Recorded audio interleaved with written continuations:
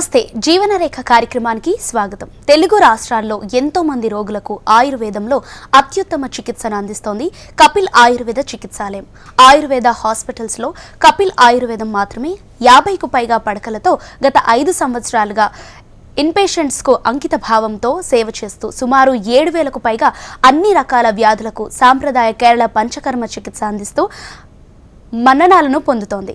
సాంప్రదాయ ఆయుర్వేద పద్ధతుల్లో అనుభవజ్ఞులైన డాక్టర్ పర్యవేక్షణలో రోగి వ్యాధులను తెలుసుకొని వాటిని శాశ్వతంగా నివారించేందుకు కృషి చేస్తుంది కపిల్ ఆయుర్వేద చికిత్సాలయం.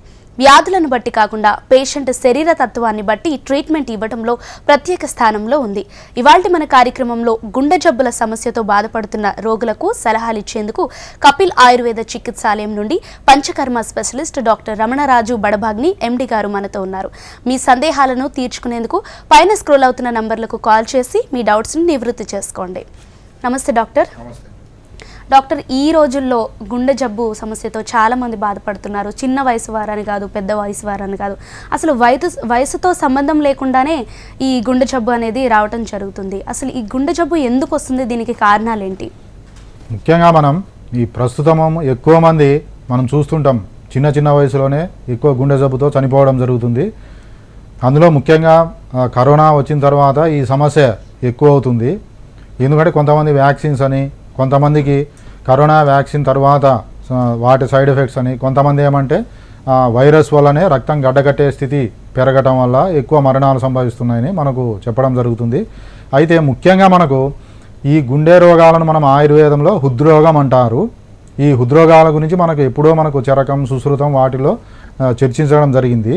అసలు ఈ వ్యాధులు రావడానికి గల కారణాలు ఏంటి అంటే ముఖ్యంగా ఆయుర్వేద ప్రకారం కూడా ముఖ్యంగా మనం తీసుకునేటువంటి ఆహార పదార్థాల్లో అధిక వేడి ఉండేటువంటి ఆహార పదార్థాలు తీసుకోవటం, అదేవిధంగా హార్డ్ టు డైజెస్ట్ అంటే మనకు జీర్ణానికి కష్టాన్ని కలిగించేటువంటి ఆహార పదార్థాలు తీసుకోవడం, ఇంకా తినే ఆహారంలో వగరుగా ఉండే ఆహారాలు ఎక్కువ తీసుకోవటం, చేదుగా ఉండేటువంటి ఆహారాలు ఎక్కువ తీసుకోవటం, అతిగా ఎక్సర్సైజ్ చేయటం, నెక్స్ట్ అతిగా సెక్సువల్ యాక్ట్లో పాల్గొనటం, అదేవిధంగా ఎక్కువ ఆలోచన, టెన్షన్స్, వీటి అన్నిటి వల్ల కూడా మనకు ఈ యొక్క హృద్రోగాలు అనేవి పెరుగుతున్నాయి. ఇంకా అక్కడ ఏదైనా సరే దెబ్బ తగలటం, వీటి అన్నిటి వల్ల కూడా మనకు ఈ హృద్రోగాలకు కారణమని ముఖ్యంగా ఆయుర్వేదం చెబుతుంది. ముఖ్యంగా ఇంకా మనకు ఎక్కువ ఆలోచన, నిద్ర లేకపోవటం, టెన్షన్ పడటం, అవే మనకు ఎక్కువ ఈ హృద్రోగాలకు కారణమని ఆయుర్వేదంలో చెప్పడం జరిగింది. ఆధునిక శాస్త్రరీత్యా కూడా ఇప్పుడు హృద్రోగాలకు మెయిన్ కారణం ఏంటంటే బీపీ, అదేవిధంగా షుగర్, ఇంకా ముఖ్యంగా ఎక్కువ ఆయిల్ ఫుడ్స్ తీసుకొని, ఎక్కువ క్యాలరీస్ ఉండేటువంటి ఆహార పదార్థాలు తీసుకొని పగలు నిద్రపోవటం, రాత్రి మేలుకోవటం, ఆల్కహాల్, స్మోకింగ్, థైరాయిడ్, ఇంకా కొన్ని రకాలైనటువంటి మత్తు పదార్థాలు, ఇవన్నీ కూడా మనకు ఈ హార్ట్ డిసీజ్ను కలుగజేయడానికి ముఖ్య కారణం. అదేవిధంగా మన ఆటో ఇమ్యూన్ డిజార్డర్స్ అంటాం, అంటే సిస్టమిక్ లూపస్ ఎరిథమెటస్ అని, రుమటాయిడ్ ఆర్థరైటిస్, ఇవన్నీ ఏం చేస్తాయంటే మన ఇమ్యూన్ సిస్టమ్ మన శరీరంపైనే దాడి చేస్తుంది. దానివల్ల ఈ సమస్యలన్నీ గుండె సమస్యలు ఎక్కువ అయ్యేటువంటి అవకాశం ప్రస్తుత సమాజంలో ఎక్కువ మనం చూస్తున్నాం. రైట్ డాక్టర్, మరి ఆయుర్వేదంలో గుండె జబ్బులు ఎన్ని రకాలు ఉంటాయి? ముఖ్యంగా మనకు ఫస్ట్ ఏంటంటే ఆయుర్వేదంలో ఈ గుండె జబ్బులు కారణాలు ఉన్నాయి. మరి మనం ఇప్పుడు అందరం ఆయిల్ ఫుడ్స్ తీసుకుంటే లేదా నెయ్యి తీసుకుంటే ఈ గుండె జబ్బులకు ముఖ్య కారణం అంటారు. అదంతా నిజం కాదు. ఎందుకంటే మన పూర్వీకులు ఎంతోమంది ప్రతి కూరల్లో కానీ ప్రతి కర్రీస్లో నెయ్యి వేసి తీసుకుంటున్నారు. మరి అప్పుడు ఇన్ని లేవు గుండె జబ్బులు, మరి ఇప్పుడు ఎందుకు వస్తున్నాయి అంటే దానికి కారణం కొలెస్ట్రాల్ కూడా అని చెప్పడం జరుగుతుంది. అది కూడా నిజం కాదు. కొలెస్ట్రాల్ లేని వాళ్ళు కూడా గుండె జబ్బులు, హార్ట్ స్ట్రోక్స్ ఎంతోమందికి వస్తున్నాయి. కొలెస్ట్రాల్ ఎక్కువ ఉన్నవారికి కూడా రావటం లేదు. కాబట్టి మనకు ఆయిల్ ఫుడ్స్ ఎక్కువగా తీసుకోవటం అనేది గుండె జబ్బు కారణం అనేది ఒక తప్పుడు ప్రచారం. ఇంకొకటి మనకు ఆయుర్వేదంలో ముఖ్యంగా ఈ కార్డియాక్ డిజార్డర్లో ఉండేటువంటి మెడిసిన్స్ అన్నీ కూడా మెడికేటెడ్ గీతో చేసినవే ఎక్కువ ఉండటం చూస్తున్నాం. అందుకే మనకు ఒక ఆహారం అందరికీ తీసుకోమని, అందరికీ వద్దు అని మనం యూనివర్సల్గా చెప్పడం కుదరదు ఆయుర్వేద ప్రకారం. ఇవేంటంటే ముఖ్యంగా వాత, పిత్త, కఫ అనేటి మెయిన్ ప్రిన్సిపల్స్ ఉంటాయి. వాటిని బట్టే మనం నిర్ణయించడం జరుగుతుంది. సపోజ్ ఈ హృద్రోగాలు ముఖ్యంగా మనకు 5 రకాలుగా చెప్పడం జరిగింది ఆయుర్వేదంలో. వాతం వల్ల వచ్చే హృద్రోగం, పిత్తం వల్ల వచ్చే హృద్రోగం, కఫం వల్ల వచ్చే హృద్రోగం, 3 కలిపి రావటం, క్రిమిజ హృద్రోగం అని 5 రకాలు చెప్పడం జరిగింది. వాటిల్లో ముఖ్యంగా మనం చూసుకుంటే వాత పిత్త కఫ అనేటి ముఖ్యం. సపోజ్ ఇప్పుడు వాతజ హృద్రోగం అనేది దీని యొక్క లక్షణాలు ఏంటి, ఇది ఎందువల్ల వస్తుంది? వాతజ హృద్రోగం అంటే ఎక్కువగా ఆహారం తీసుకోకుండా ఉపవాసం ఉండటం, అదేవిధంగా చలికి ఎక్కువ కావటం, ఎక్కువగా టెన్షన్ పడటం, ఆలోచన ఉండటం, ఇంకా ఎవరైతే సన్నగా ఉంటారో, ఇంకా ఎక్కువ దూరం ఎవరైతే నడవటం కానీ అతిగా వ్యాయామం ఎక్సర్సైజ్ చేస్తారో వీరికి ఈ సమస్య వచ్చే అవకాశం ఉంటుంది వాతజ హృద్రోగం అనేది. మరి దీంట్లో ఏం లక్షణాలు ఉంటాయంటే మొత్తం గుండె దగ్గర పొడిచినట్టు, ఏదో మనం కత్తితో పొడిచినట్టు, లేదంటే మెలిదిప్పినట్టు, ఇంకా మనకు ఊపిరాడనట్టు, భయంకరమైన నొప్పి, ఇవన్నీ కూడా దీని లక్షణాలు. మరి ఈ వాతజ హృద్రోగం కింద ఇప్పుడు ప్రస్తుతం ఆధునిక శాస్త్రరీత్యా ఉండేటటువంటి వాటిలో ఏమేమి వస్తాయంటే యాంజైనా పెక్టోరిస్ అని, అదేవిధంగా మనకు గుండె వాల్వ్స్కి సంబంధించిన సమస్యలు, అదేవిధంగా గుండె కొట్టుకోవడంలో రిథమ్ అబ్నార్మాలిటీసు, ఇవన్నీ వాతజ హృద్రోగం కిందికి రావటం జరుగుతుంది. దీంట్లో ముఖ్యంగా ఆయుర్వేద ప్రకారం మెడికేటెడ్ గీతో చేసినటువంటి మెడిసిన్సే వాడాలి. అదే పిత్తజ హృద్రోగం అంటే మనం ఎవరైతే ఎక్కువ ముఖ్యంగా స్పైసీ ఫుడ్ ఎక్కువ తీసుకుంటారో, ఎక్కువ కారం తీసుకుంటారో, ఎక్కువగా చిన్న చిన్న విషయానికి ఎక్కువ కోపట్టడం జరుగుతుందో, ఇంకా ఎక్కువగా ఎండకు ఎక్స్పోజ్ కావటం, ఎక్కువ రేడియేషన్కి ఎక్స్పోజ్ కావటం, నెక్స్ట్ అసిడిటీ ఎవరికైతే ఉంటుందో వీరికి వచ్చే లక్షణాలన్నీ కూడా పిత్తజ హృద్రోగంలో ఉంటాయి. ఈ పిత్తజ హృద్రోగంలో ఏమేమి లక్షణాలు ఉంటాయి?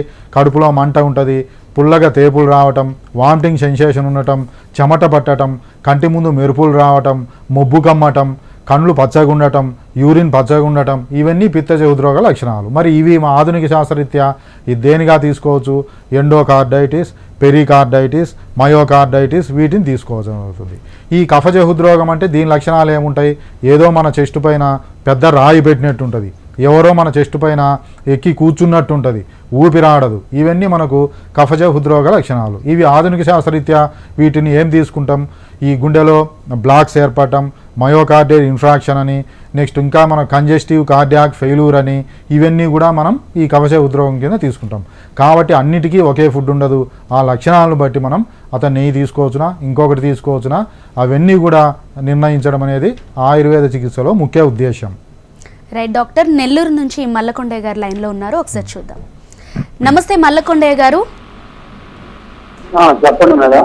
సార్ మీ సమస్య ఏంటో డాక్టర్ గారికి తెలియజేయండి. చెప్పండి మల్లకొండయ్య గారు.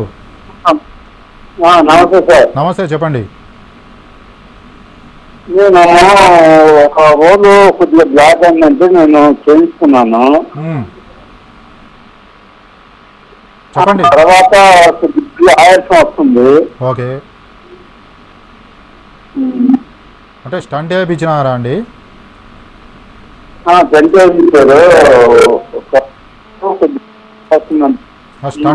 వేయించినారా? స్టంట్. Okay okay okay. అదే అండి, మనము ముఖ్యంగా ఇప్పుడు మనకు కరోనరీ ఆర్టరీ అని ఒకటి ఉంటుంది. మనకు కరోనరీ ధమని అంటాం. అది మనకు గుండెకు రక్తాన్ని సరఫరా చేసేటువంటి ఒక రక్తనాళం. ఇవి మనకు ఎడమ సైడ్ ఒకటి, కుడి సైడ్ ఉంటుంది. మళ్ళీ ఎడమ సైడ్ అనేది రెండుగా విడిపోయి ఉంటుంది, కుడి సైడ్ ఒకటి. మొత్తం 3 రకాల వెజల్స్ ఉంటాయి. అందుకే కొంతమందికి ఈ మూడిటిలో కూడా రక్తం గడ్డగట్టి బ్లాక్స్ ఏర్పడితే దాన్ని ట్రిపుల్ వెజల్స్ డిసీజ్ అంటాం. ఇది చాలా సివియారిటీ. ఇది ఆ బ్లాక్స్ అనేవి మనకు 50% ఉందా, 60% ఉందా, 70% ఉంటుందా, వాటిని బట్టి మనకు ట్రీట్మెంట్ ఉంటుంది. ముఖ్యంగా మనకు ఆయుర్వేదంలో చాలా వరకు 70-80% బ్లాక్స్ ఉన్నా కూడా మనకు ఓన్లీ మెడిసిన్స్తో ఈ బ్లాక్స్ క్లియర్ అయ్యేటటువంటి ఆయుర్వేద మెడిసిన్స్ ఉన్నాయి. సరే, ఇప్పుడు మీరు స్టంట్ వేయించినారు, ఆల్రెడీ ఇంగ్లీష్ మందులు వాడుతున్నారని అన్నారు, అవి కంటిన్యూ చేయండి. మీకు ఆయాసం వస్తుంది అంటున్నారు. ఆయాసం రావడానికి కారణం గుండెకు రక్త సరఫరా తగ్గటం ఒక కారణమై ఉండొచ్చు. లేదు అంటే గుండె బలహీనపడి ముఖ్యంగా ఊపిరితిత్తుల్లో ఆ రక్తం కానీ లేదా ఫ్లూయిడ్ కానీ చేరటం ద్వారా మీకు ఆయాసం ఉండవచ్చు. మరి ఈ రెండు ఎలా తగ్గుతాయంటే ముఖ్యంగా మనం జనరల్గా ఆయుర్వేదిక్ ఇంట్లో మన ఆయుర్వేదిక్ షాపులో ఎక్కడైనా సరే ఈ పల్లేరుకాయల చూర్ణం ఉంటుంది, పల్లేరుకాయల చూర్ణం. అదేవిధంగా అటుక మామిడాకు పునర్నవ చూర్ణం అని ఉంటుంది. ఈ రెండు, పునర్నవ చూర్ణం, గోక్షుర చూర్ణం, ఈ రెండు కూడా సమానంగా కలిపి ఉదయం ఒక 10 గ్రామ్స్, నైట్ ఒక 10 గ్రామ్స్ మనం వాటర్లో కలిపి తీసుకుంటే ముఖ్యంగా ఈ గుండెకు బలం ఇవ్వటంతో పాటు ముఖ్యంగా ఆ ఫ్లూయిడ్ అంతా యూరిన్ ద్వారా పోవటం ద్వారా ఆయాసం తగ్గుతుంది. ఇంకా మనకు ఆయుర్వేద మందుల్లో ముఖ్యంగా ఆయుర్వేద మందుల్లో పునర్నవాది కషాయం, బృహత్యాది కషాయం ఇలాంటి మందులు మనం వాడితే ముఖ్యంగా ఈ గుండెకు బలాన్ని ఇచ్చి ఆయాసం తగ్గి ఈఎఫ్ అంటాం, అంటే గుండె యొక్క ఆ కొట్టుకుండేటటువంటి వేగాన్ని అంటే ఆ బలాన్ని పెంచుతుంది. దీని ద్వారా మీకు ఆయాసం అన్నీ తగ్గుతాయి. మీ ఇంకా రిపోర్ట్స్ ఉంటే మీరు ఒకసారి మాకు వాట్సాప్లో పంపించండి. దాన్ని బట్టి మనం మెడిసిన్స్ కొరియర్లో కూడా పంచేటువంటి అవకాశం ఉంది. తప్పకుండా మీకు తగ్గుతుంది. రైట్ డాక్టర్ ఇప్పుడు కాలర్తో మీరు మాట్లాడారు కదా, ట్రిపుల్ డిసీజ్ వస్తుంది అని చెప్పి, ట్రిపుల్ వెసల్ డిసీజ్ గురించి అంటే ఏంటి అసలు అది? ముఖ్యంగా ఈ ట్రిపుల్ వెసల్స్ డిసీజ్ అనేది ముఖ్యంగా మన గుండెకు రక్తాన్ని సరఫరా చేసేది కరోనరీ ఆర్టరీ అంటాం. ఇది రెండు కరోనా ఆర్టరీ అనేది రెండుగా ఉంటుంది, ఎడమది కుడిది, మళ్ళా ఎడమ వైపు రెండుగా చీలుతుంది. కాబట్టి మొత్తం 3. ఈ వెజల్స్లో రక్తం గడ్డకట్టి రక్త సరఫరాకు అంతరాయం కలిగితే దాన్ని ట్రిపుల్ వెజల్స్ డిసీజ్ అంటాం. కొంతమంది ఒక దాంట్లో ప్రాబ్లం ఉండొచ్చు, కొంతమందికి 2, ఎక్కువ అంటే 3. వీటిలో ఆ రక్తం గడ్డకట్టి అది ఎంత పర్సెంటేజ్ బ్లాక్ అయింది అనే దాన్ని బట్టి లక్షణాలు ఉంటాయి. కొంతమందికి అసలు ఏం లక్షణాలు ఉండవు, ఒక్కసారి హార్ట్ అటాక్ వచ్చి చనిపోవటం జరుగుతుంది. కొంతమందికి క్రమక్రమంగా నడుస్తే ఆయాసం రావటం, రెస్ట్ తీసుకుంటే తగ్గటం జరుగుతుంది. ఇంకా మనకు ముఖ్యంగా భయంకరమైన నొప్పి రావటం, వామిటింగ్ కావటం, చెమట పట్టడం. ఆ నొప్పి అనేది ఎడం వైపు మనకు ఇక్కడ చెంప పైకి ఇంకా ఇంతవరకు కూడా నుదుటు ఒకవైపు తల వైపు వరకు కూడా రావటం, అలసట ఉండటం, నెక్స్ట్ నీరసం అనిపించటం, నెక్స్ట్ ఆకలి తక్కువ కావటం, జ్వరం రావటం, ఇవన్నీ కూడా దీంట్లో ఉంటాయి కరోనరీ ఆర్టరీ డిసీజ్ అని. అయితే దీంట్లో మనకు దాదాపుగా 70 to 80% బ్లాక్స్ ఉన్న ముఖ్యంగా మన దగ్గర 3 రకాలు ఉంటాయి. అవి కొలెస్ట్రాల్ వల్ల అడ్డు వచ్చిందా, లేదా రక్తం కట్టడం వల్ల వచ్చిందా, లేదా కరోనరీ ఆర్టరీ స్పాజం అంటాము, అంటే ఉన్నట్టుండి సన్నబడి మళ్ళీ లావ్ అవుతూ ఉంటుంది. వీటిని బట్టి మనకు వేరే వేరే లక్షణాలు ఉంటాయి. అదే మన కఫం అడ్డుపడి అంటే ముఖ్యంగా అథెరోస్క్లెరోసిస్ అంటాం, కొలెస్ట్రాల్ పెరగటం వల్ల సమస్య వస్తే దానికి వరుణాది కషాయం, ఇంకా గుగ్గులు తిక్త కషాయం, ఇలాంటి మందులు వాడాలి. అలా కాకుండా రక్తం బ్లాక్ అయి రక్తం గడ్డగడితే అప్పుడు మంజిష్టాది కషాయం, నెక్స్ట్ గులుచ్చాది కషాయం, ఇలా మందులు ఉంటాయి. వీటిని బట్టి మనకు ట్రీట్మెంట్ ఇవ్వగలిగితే మనకు 100% ఈ బ్లాక్స్ తగ్గేదానికి ముఖ్యంగా స్టంట్ అవసరం లేకుండా కూడా మనం కాపాడుకోవచ్చు.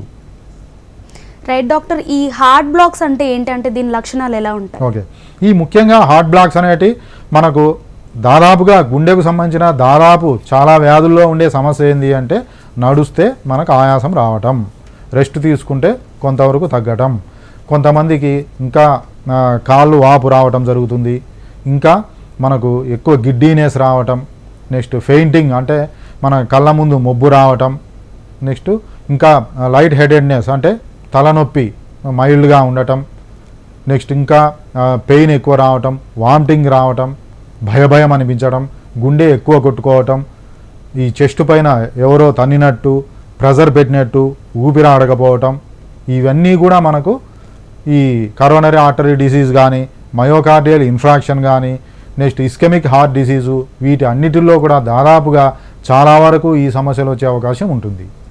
రైట్ డాక్టర్, మరి హార్ట్ ఫెయిల్యూర్ అంటే ఏంటి? ఓకే, ఇప్పుడు మనకు హార్ట్ ఫెయిల్యూర్ అంటే ఏంటంటే హార్ట్ పని చేయకపోవటాన్ని మనకు హార్ట్ ఫెయిల్యూర్ అవుతుంది. ఇది acute heart failure, chronic heart failure అని ఉంటుంది.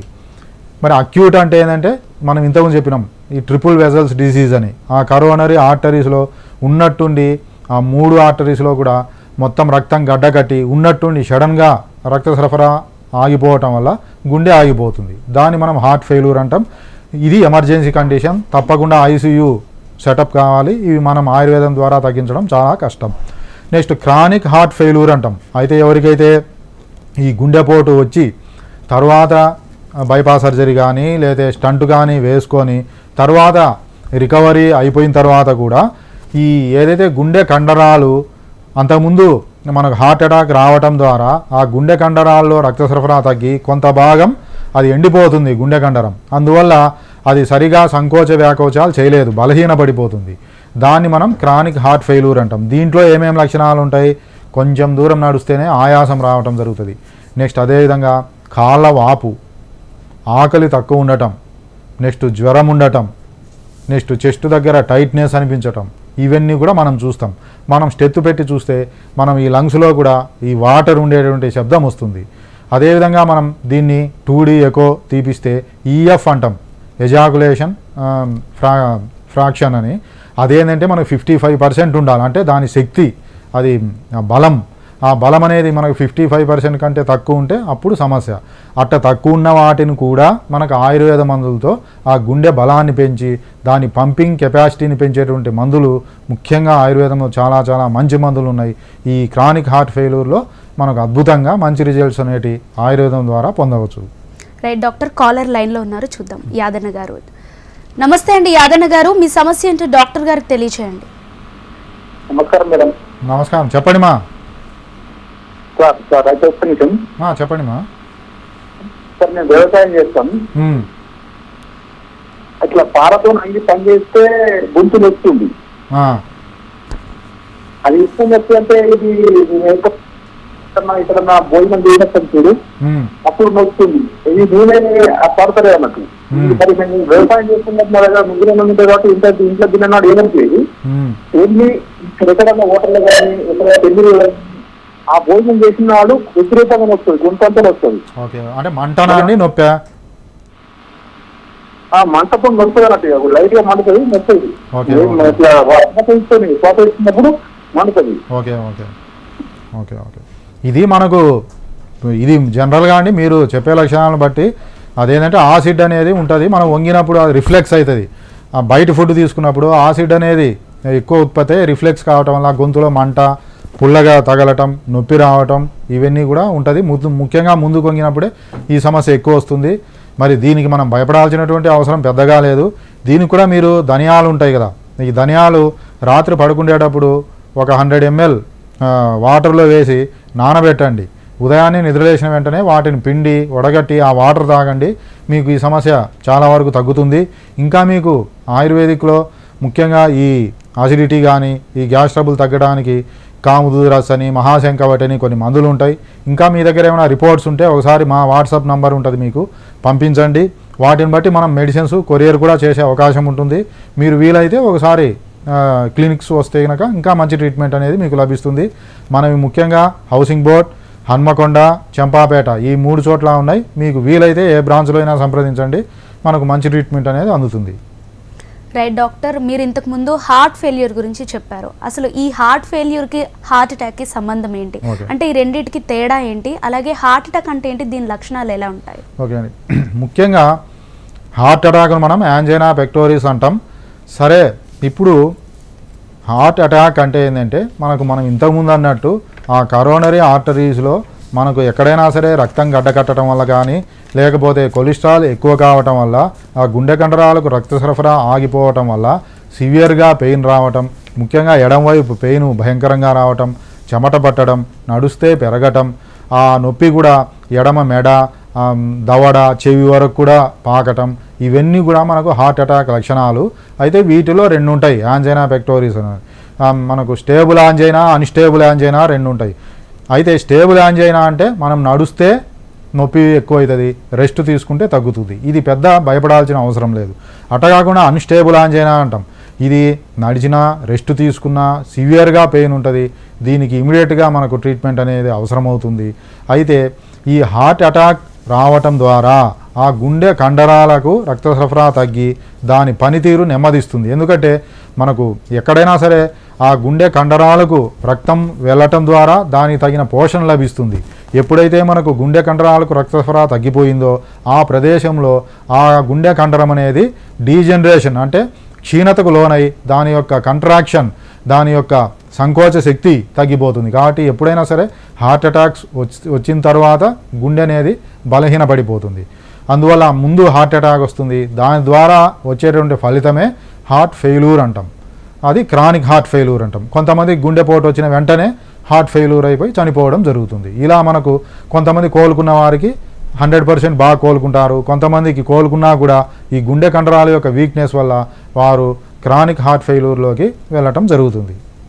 రైట్ డాక్టర్, మీరు అన్నట్టుగా కరోనరీ ధమనులలో వచ్చే ఈ గడ్డ కట్టడం వల్ల, రక్తం గడ్డ కట్టడం వల్ల వచ్చే సమస్యలకు ఆయుర్వేదంలో చికిత్స ఉంటుందా? ఓకే, తప్పకుండా అండి. మనం ఈ ట్రిపుల్ వెజల్ డిసీజ్ అంటాం.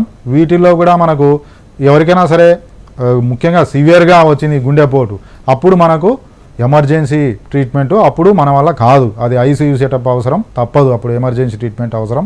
అలా కాకుండా ఒకసారి కోలుకున్న తర్వాత సివియర్గా పెయిన్ హార్ట్ అటాక్ నుంచి బయటపడిన తర్వాత మనకు యాంజియోగ్రామ్ చేయటం ద్వారా మనకు బ్లాక్స్ ఉన్నాయని తెలుస్తుంది.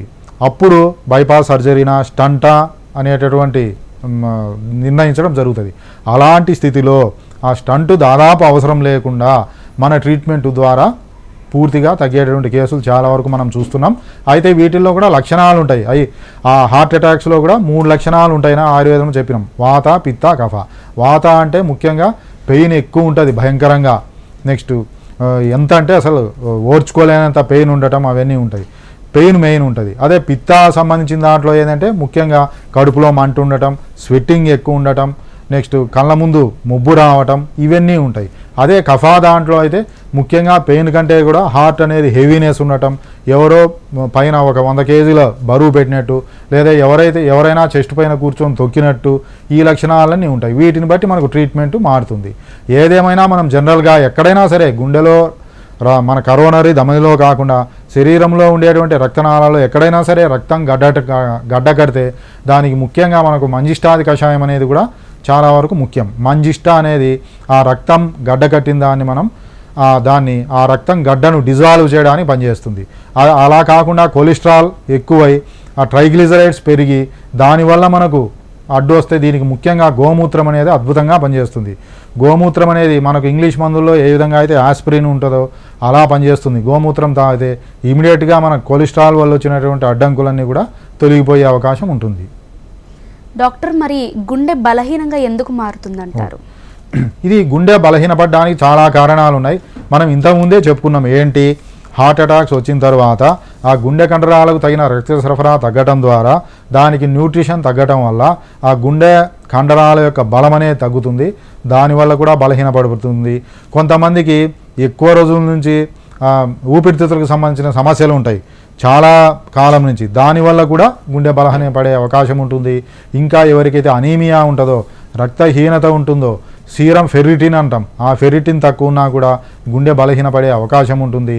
ఇంకా కొన్ని ఆటో ఇమ్యూన్ డిజార్డర్స్ అంటే ముఖ్యంగా మజిల్స్కి వచ్చేటటువంటి అంటే ఏ మజిల్స్కైనా అంటే గుండె కండరాలకు రావచ్చు, ఏదైనా సరే కండరాలకు వచ్చేటటువంటి ఆటో ఇమ్యూన్ డిజార్డర్స్, అది రుమటాయిడ్ ఆర్థరైటిస్ కావచ్చు, సిస్టమిక్ లూపస్ ఎరిథెమాటస్ కానీ ఇలాంటి వ్యాధుల వల్ల కూడా మనకు ఈ గుండె అనేది బలహీనపడే అవకాశం ఉంటుంది. ఇంకా కంజెనిటల్ డిజార్డర్స్ అంటే బై బర్త్ ఎవరికైతే గుండెల్లో వచ్చేటువంటి సమస్యల వల్ల కూడా ఈ సమస్య వచ్చే అవకాశం ఉంటుంది. వీటన్నింటి వల్ల కూడా మనకు గుండె అనేది బలహీనంగా మారేటువంటి అవకాశం ఉంటుంది. రైట్ డాక్టర్, మరి కార్డియో మయోపతి అంటే ఏంటి? దీని లక్షణాలు ఏంటి అసలు? ఈ కార్డియో మయోపతి అంటే గుండె కండరాలు ఉంటాయి కదా, వాటిల్లో వచ్చేటువంటి సమస్యనే మనం కార్డియో మయోపతి అంటాం. మనం ఇంతకుముందు అన్నట్టు కొంతమందికి హార్ట్ అటాక్ రావటం ద్వారా లెఫ్ట్ వెంట్రుకల హైపర్ట్రోపీ అంటాం. అంటే ఈ ఎడమ జఠరిక అనేది కొంత థిక్నెస్ పెరిగి దీని ద్వారా మనకు పంపింగ్ కెపాసిటీ తగ్గుతుంది. ఈ సమస్య రావచ్చు. కొంతమందికి ముఖ్యంగా సీరం ఎలక్ట్రోలైట్స్ అంటే పొటాషియం పెరగటం, సోడియం తగ్గటం, వీటి ద్వారా కూడా ఈ కార్డియోమయోపతి రావచ్చు. హార్ట్ అటాక్ తర్వాత, మయోకార్డియల్ ఇన్ఫ్రాక్షన్ తర్వాత, ఇస్కెమిక్ హార్ట్ డిసీజ్ అంటాం IHD, వీటి అన్నిటి తర్వాత కూడా ఆ గుండె కండరాలు బలహీనం కావచ్చు. ఇంతకుముందు చెప్పినట్టు మనకు కొన్ని వ్యాధుల వల్ల కూడా ఈ సమస్య వచ్చే అవకాశం ఉంటుంది. ముఖ్యంగా హైపర్ థైరాయిడ్, హైపోథైరాయిడ్, వీటి ద్వారా కూడా ఈ గుండె కండరాల యొక్క బలహీనత ఏర్పడే అవకాశం ఉంటుంది. కిడ్నీకి సంబంధించిన వ్యాధుల్లో, లివర్కి సంబంధించిన వ్యాధుల్లో కూడా ఈ గుండె పైన ప్రభావం చూపే అవకాశం ఉంటుంది. ఇలా మనకు కార్డియోమయోపతికి చాలా కారణాలు అనేవి మనం చూస్తాం. డాక్టర్, మరి హార్ట్ వాల్వ్కి సంబంధించి వ్యాధులు ఎలా వస్తాయి? ఇది ముఖ్యంగా ఈ హార్ట్లో కవాటాలు ఉంటాయి. అది ఎడమవైపు కుడివైపు ఉంటాయి. ఇవి ఏం చేస్తాయంటే కవాటాలు అనేటి పైన ఉండేటటువంటి మనకు కర్ణికల నుంచి ఆ జఠరికకు మనకు ఆ రక్తం అనేది వెళ్ళడానికి తోడ్పడుతుంది. అయితే ఈ వాల్వ్లో ముఖ్యంగా ఎడమవైపు ఉండే వాటిని మనం మైట్రల్ వాల్వ్ అని, కుడివైపున ట్రైకస్పిడ్ వాల్వ్ అని ఉంటుంది. ఈ వాల్వ్లో వచ్చే సమస్యలు ఎలా ఉంటాయంటే ముఖ్యంగా మనకు రీగర్జిటేషన్ అని ఒకటి ఉంటుంది. అంటే రీగర్జిటేషన్ అంటే గుండె మనకు సంకోచించినప్పుడు అంటే గట్టిగా ముడుచుకున్నప్పుడు గుండె అది మనం సిస్టమిక్ సర్క్యులేషన్కు వెళ్ళాలి బ్లడ్. అలా కాకుండా రివర్స్ బ్లడ్ వెళ్ళటాన్ని మనం రీగర్జిటేషన్ అంటాం. అలా కాకుండా ఈ వాల్వ్కు సంబంధించిన రంధ్రం సన్నబడిపోవటాన్ని మనం స్టెనోసిస్ అంటాం. మనకు ఇంకా మనకు ప్రొలాప్స్ అంటాం, వాల్వ్ ప్రొలాప్స్ అని. దీంట్లో కూడా మనకి ఏమవుతుంది, బ్లడ్ అనేది రివర్స్ వెళ్ళిపోతుంది. ఇలా మనకు వాళ్ళు సంబంధించినటువంటి చాలా సమస్యలు ఉన్నాయి. ఈ వాల్వ్స్ సంబంధించిన సమస్యలు కూడా మనకు ముఖ్యంగా రుమటాయిడ్ ఆర్థరైటిస్లో వచ్చే అవకాశం ఉంటుంది. మరి వీటిలో కూడా ఏమేమి సమస్యలు ఉంటాయి అంటే, నడుస్తే ఆయాసం రావటం, మనకు గుండె అనేది ఎక్కువ వేగంగా కొట్టుకోవటం లేదా తక్కువగా కొట్టుకోవటం, ముఖ్యంగా మైట్రల్ వాల్ ప్రొలాప్స్లో రీగర్జిటేషన్లో అయితే బ్లడ్ నోటి నుంచి బ్లడ్ రావటం, కాళ్ళ వాపు రావటం, ఆయాసంగా ఉండటం, నెక్స్ట్ ఇంకా మనకు జనరల్గా భయంగా అనిపించటం, కళ్ళ ముందు మొబ్బులు రావటం, అలసట అనిపించటం, నీరసం అనిపించటం, తలనొప్పి రావటం, ఇవన్నీ కూడా మనకు ఈ వాల్వ్ డిసీజ్లో మనం ఎక్కువగా చూస్తుంటాం. ఇది మనకు 2D ఎకో అని ఒక పరీక్ష చేపిస్తే మనకు ఆ వాల్వులార్ డిసీజ్ ఏంటి అనేది మనకు తెలుస్తుంది. రైట్ డాక్టర్, గుండె సమస్యలకు సంబంధించి పరిష్కార మార్గాలు చెప్పినందుకు థ్యాంక్ యూ. ఇది ఇవాల్టి జీవనరేఖ కార్యక్రమం. మరొక జీవనరేఖ కార్యక్రమంలో మళ్ళీ కలుసుకుందాం. అంతవరకు చూస్తూనే ఉండండి హెచ్ఎం టీవీ.